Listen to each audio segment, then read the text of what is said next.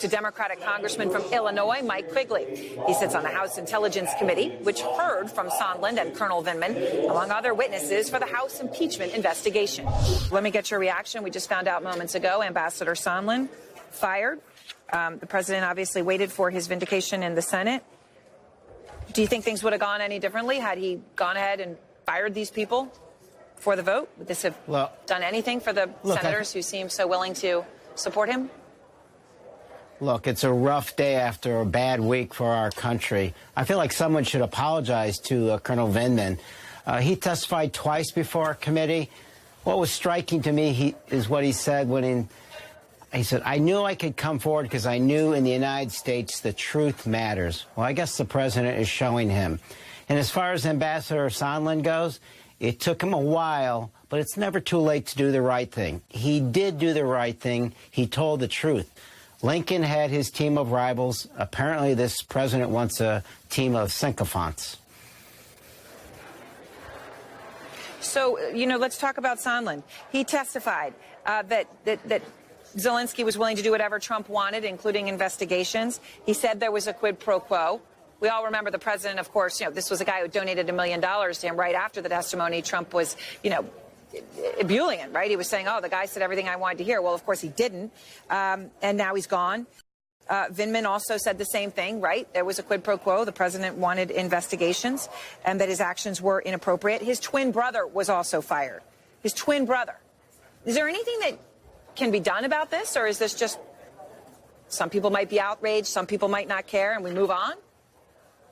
I hope that the senators who said that this was a minor matter or that the president has learned his lesson. No, he hasn't. What I would tell the Republican senators who covered up this case is you have emboldened a president who borders on an autocratic presidency. You have given him this opportunity to feel like he can do absolutely anything. And that ought to be very scary because the president has very tough decisions to make. In the best of times, now more critical than ever. But it's clear that there's nobody out there who can say no to him. What's clear is what the Senate has said is if you're a president in the future and you have the Senate in the majority, if your party is in the majority in the Senate, then you are above the law. All this does right now is the president is reinforcing the case against him. He's going after the witnesses that helped convict him in reality in the House and would have had it been a fair trial in the Senate.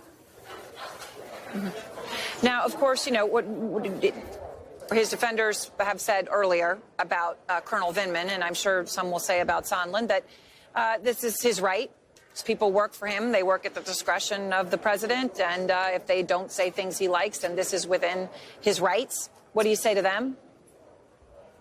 Sure. Do you really want a president of the United States that just wants people who tell him whatever he wants, that forces ambassadors like Yovanovitch, who are doing a good job, out of the way so he can do his dirty work, move forward with the scheme to go after his political rivals, cheat on the next election?